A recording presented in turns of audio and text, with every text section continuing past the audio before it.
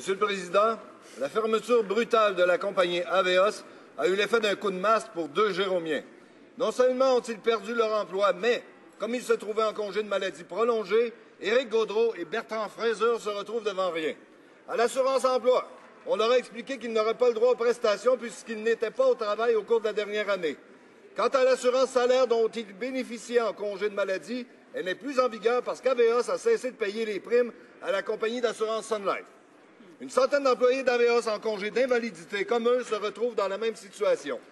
Les conservateurs n'ont pas hésité à sortir leur gros canon pour intimider les travailleurs d'Air Canada en les empêchant d'utiliser leur droit légitime de faire la grève. Mais quand il s'agit d'aider les travailleurs invalides à préserver leur dignité, le gouvernement ne bouge pas et ne bougera pas le petit doigt. Lors de la prochaine élection, les Canadiens se souviendront des travailleurs invalides d'Aveos abandonnés dans la rue par le gouvernement conservateur. Thank you, Mr. Speaker. Today marks the 9th annual National Oncology Nursing Day. This year's theme, Partners in Care, Advocating for Excellence, recognizes the incredible role oncology nurses play in our national health care system. Cancer discriminates against no one, people of all genders, nationalities, and age groups. Last year, there were almost 178,000 new cases of cancer diagnosed and 75,000 cancer-related deaths in our country. Oncology nurses are on the front lines, caring for those patients and their families and supporting them through the stress of a cancer diagnosis and the fear of uncertainty that comes with it. Our government is committed to strengthening Canada's health workforce by supporting healthcare workers, nursing stakeholders, and working with all levels of government to improve our healthcare system. Our government's most recent budget further supports nurses making working in rural and remote communities eligible for Canada's student loan forgiveness. Mr. Speaker, as a former oncology nurse myself, I invite members to join with me in expressing our support and sincere appreciation for Canada's oncology nurses.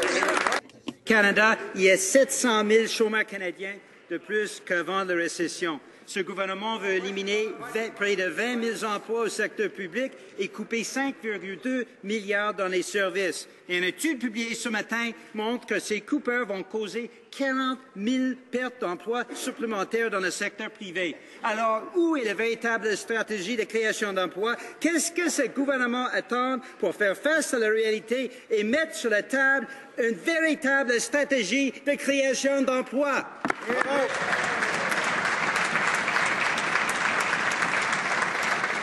One out of 3 airline safety inspections were not done. Why weren't they done? There's just not enough staff.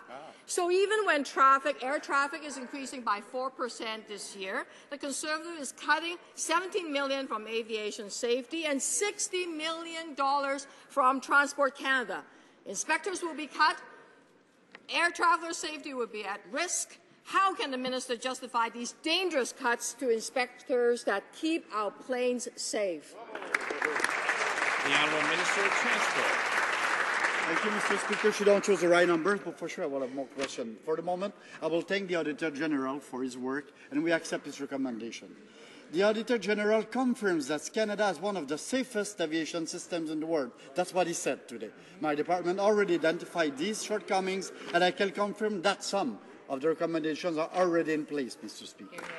The Honourable Member for Trinity-Spadina. Conservatives just don't understand their reckless cuts will have real safety consequences. The Auditor General found there was no plan to meet inspection needs, no up-to-date information to assess risk, and no management oversight, no approval process.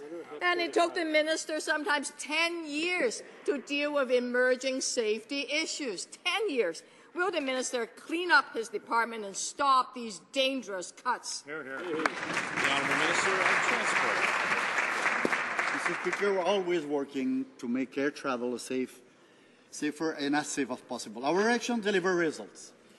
Since 2000, the number of aviation accidents fell by 25%, Mr. Speaker. The Auditor General confirmed that we are making real progress by being the first country in the world to implement safety management systems approach, and will continue to be better, Mr. Speaker. Péril la réputation du Canada en tant que chef de file dans le domaine de l'aéronautique. Certains investisseurs se sont montrés intéressés, mais ils doivent être assurés d'obtenir les contrats d'Air Canada. Les municipalités touchées veulent trouver une solution.